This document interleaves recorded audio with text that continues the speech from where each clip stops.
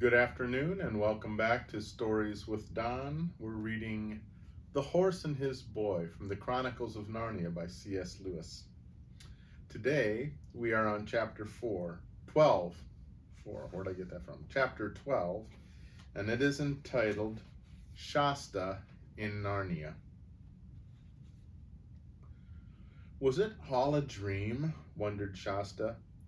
But it couldn't have been a dream, for there in the grass before him he saw the deep, large print of the lion's front right paw. It took one's breath away to think of the weight that could make a footprint like that. But there was something more remarkable than the size about it. As he looked at it, water had already filled the bottom of it. Soon it was full to the brim, and then overflowing, and a little stream was running downhill past him over the grass.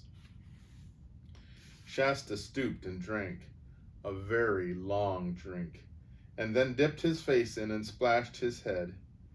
It was extremely cold and clear as glass, and refreshed him very much. After that he stood up, shaking the water out of his ears and flinging the wet hair back from his forehead, and began to take stock of his surroundings. Apparently it was still very early in the morning. The sun had only just risen, and it had risen out of the forest which he saw low down and far away on his right. The country which he was looking at was absolutely new to him. It was a green valley land, dotted with trees, through which he caught the gleam of a river that wound away roughly to the northwest. On the far side of the valley there were high and even rocky hills, but they were lower than the mountains he had seen yesterday. Then he began to guess where he was. He turned and looked behind him and saw that the slope on which he was standing belonged to a range of far higher mountains. I see, said Shasta to himself. Those are the big mountains between Archenland and Narnia. I was on the other side of them yesterday. I must have come through the pass in the night. What luck that I hit it. At least it wasn't luck at all, really. It was him. And now I'm in Narnia. He turned and unsaddled his horse and took off its bridle. Though you are a perfectly horrid horse, he said. It took no notice of this remark and immediately began eating grass. That horse had a very low opinion of Shasta. I wish I could eat grass, thought Shasta. It's no good going back to Anvard. It'll all be besieged. I'd better get lower down into the valley and see if I can get anything to eat. So he went on downhill. The thick dew was cruelly cold to his bare feet, till he came to a wood. There was a kind of track running through it, and he had not followed this for many minutes when he heard a thick and rather wheezy voice saying to him, "Good morning, neighbor." Shasta looked around eagerly to find the speaker, and presently saw a small prickly person with a dark face who had just come out from among the trees. At least it was small for a person, but very big indeed for a hedgehog, which was what it was.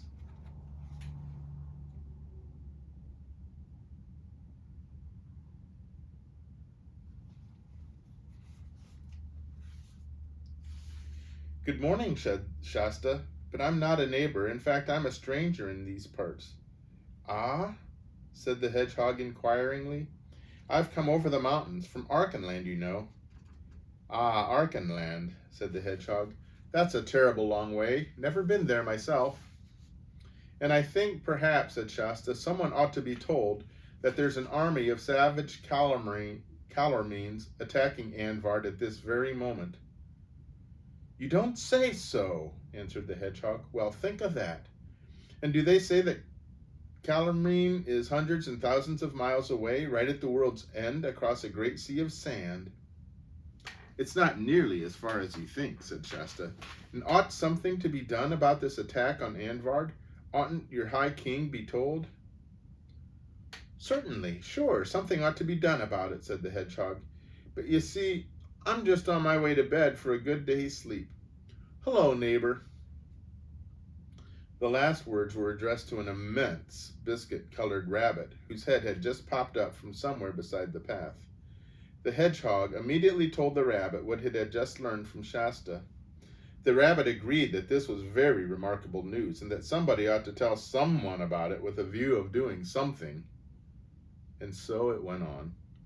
Every few minutes they were joined by other creatures, some from the branches overhead, and some from little underground houses at their feet, till the party consisted of 5 rabbits, a squirrel, 2 magpies, a goat-foot fawn, and a mouse, who all talked at the same time and all agreed with the hedgehog.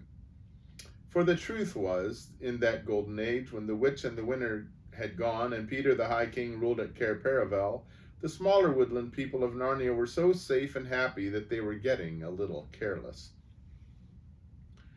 Presently, however, 2 more practical people appeared in the wood. One was a red dwarf whose name appeared to be Duffel. The other was a stag, a beautiful lordly creature with wide liquid eyes, dappled flanks, and legs so thin and graceful that they looked as if you would break them with 2 fingers. "Lion alive!" roared the dwarf as soon as he had heard the news. "And if that's so, why are we all standing still chatterings? Enemies at Anvard? News must be sent to Cair Paravel at once. The army must be called out. Narnia must go to the aid of King Loon." "Ah," said the hedgehog, "but you won't find the High King at the Cair. He's away to the north, trouncing those giants. And talking of giants, neighbors, this puts me in mind—" "Who will take our message?" interrupted the dwarf. "Anyone here got more speed than me?" "I've got speed," said the stag. "What's my message? How many calormenes?" 200, under Prince Rabadash and—" But the stag was already away, all 4 legs off the ground at once, and in a moment its white stern had disappeared among the remoter trees. "Wonder where he's gone," said a rabbit. "You won't find the High King at Cair Paravel, you know." "He'll find Queen Lucy," said Duffel, and then, "Hullo, what's wrong with that human? He looks pretty green. Why, I do believe it's quite faint. Perhaps it's mortal hunger. When did you last have a meal, youngster?" "Yesterday morning," said Shasta weakly. "Come on, then, come on," said the dwarf, at once throwing his thick little arms around Shasta's waist to support him. "Why, neighbors, we ought to all be ashamed of ourselves. You come with me, lad. Breakfast, better than talking." With a great deal of bustle, muttering reproaches to itself, the dwarf half led and half supported Shasta at a great speed further into the wood and a little downhill.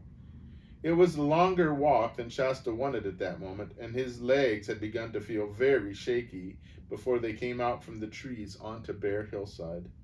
There they found a little house with a smoking chimney and an open door, and as they came to the doorway, Duffel called out, "Hey, brothers, a visitor for breakfast!" And immediately, mixed with sizzling sound, there came to Shasta a simply delightful smell. It was one he had never smelled in his life before, but I hope you have. It was, in fact, the smell of bacon and eggs and mushrooms, all frying in a pan.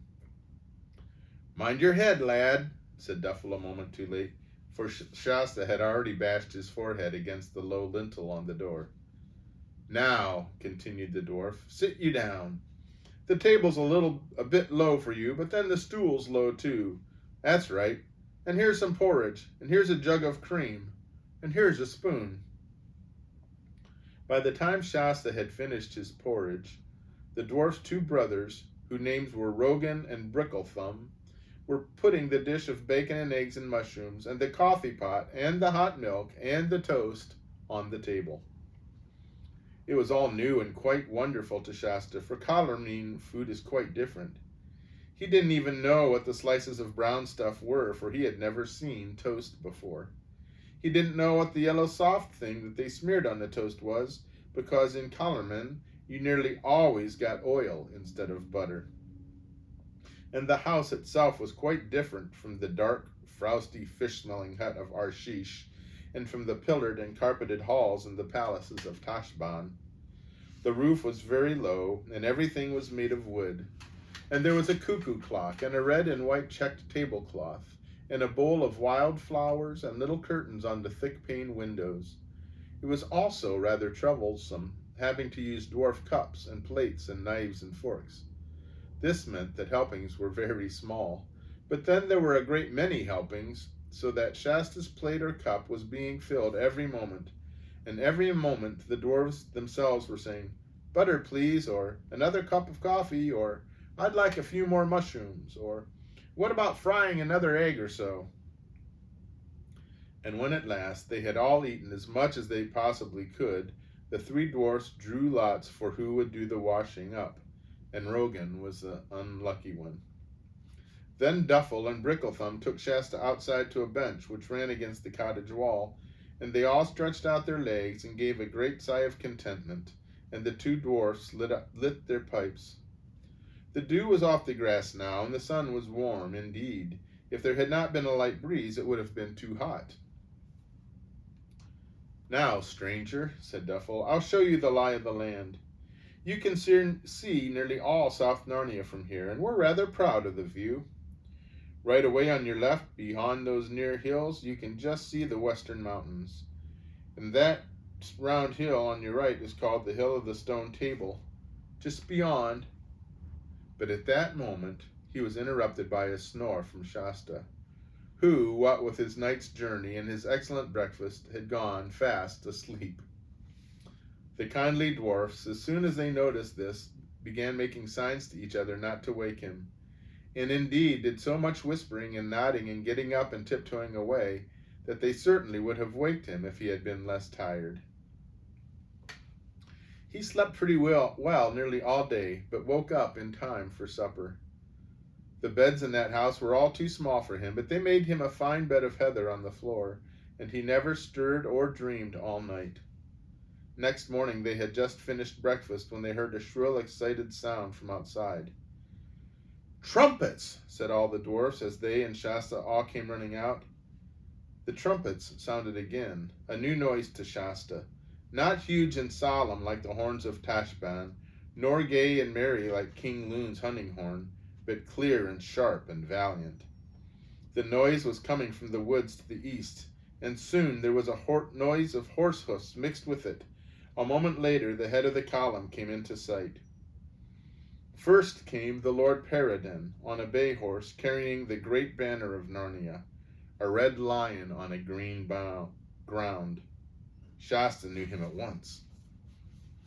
Then came three people riding abreast, two on great chargers and one on a pony. The two on the chargers were King Edmund and a fair-haired lady with a very merry face who wore a helmet and a mail shirt and carried a bow across her shoulder with a quiver full of arrows at her side. "The Queen Lucy," whispered Duffel. But the one on the pony was Corin. After that came the main body of the army, men on ordinary horses, men on talking horses, who didn't mind being ridden on proper occasions, as when Narnia went to war, centaurs, stern, hard-bitten bears, great talking dogs, and last of all, 6 giants. For there are good giants in Narnia. But though he knew they were on the right side, Shasta at first could hardly bear to look at them. There are some things that take a lot of getting used to. Here's the procession coming.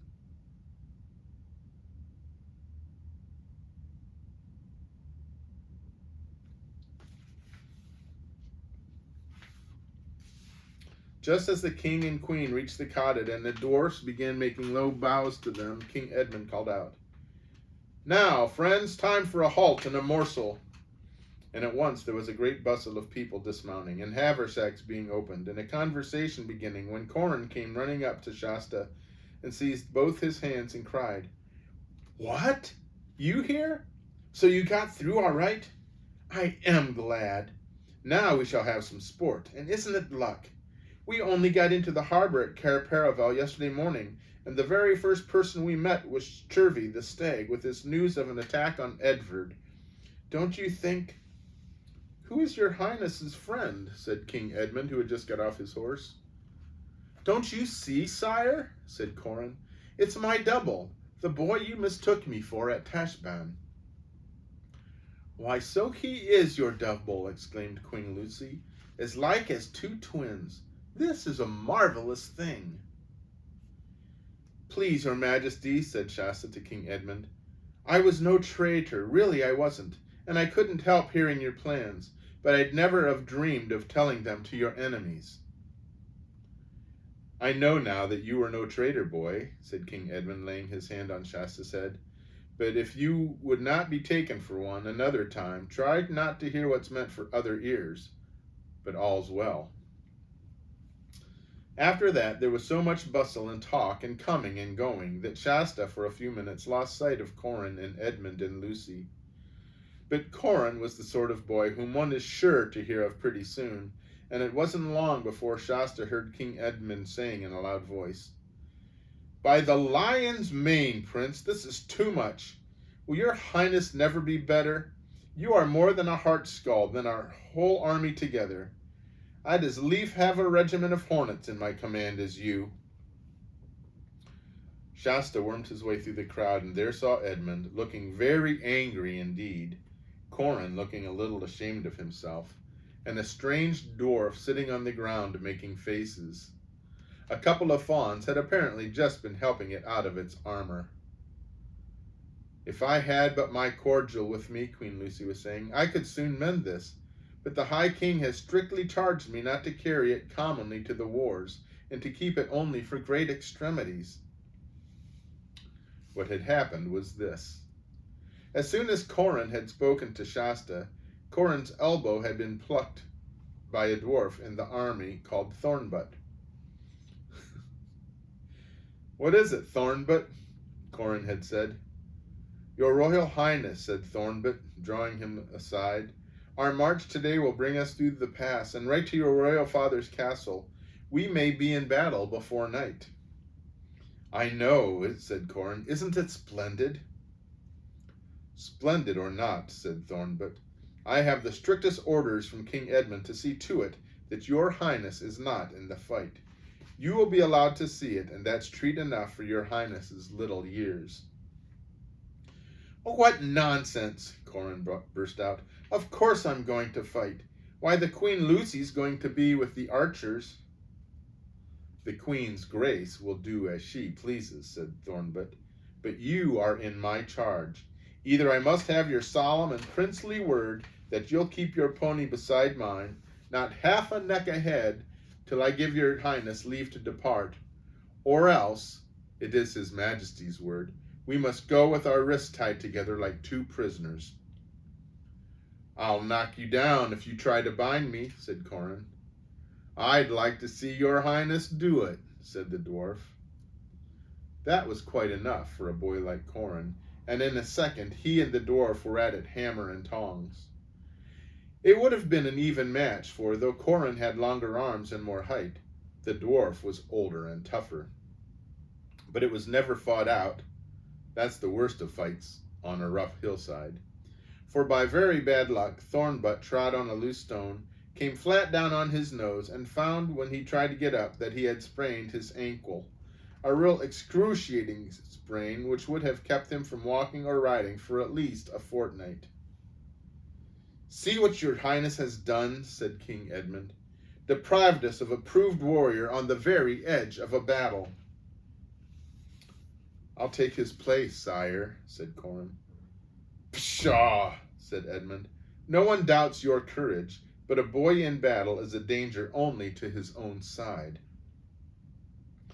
At that moment the king was called away to attend to something else, and Corin, after apologizing handsomely to the dwarf, rushed up to Shasta and whispered, "Quick, there's a spare pony now in the dwarf's armor.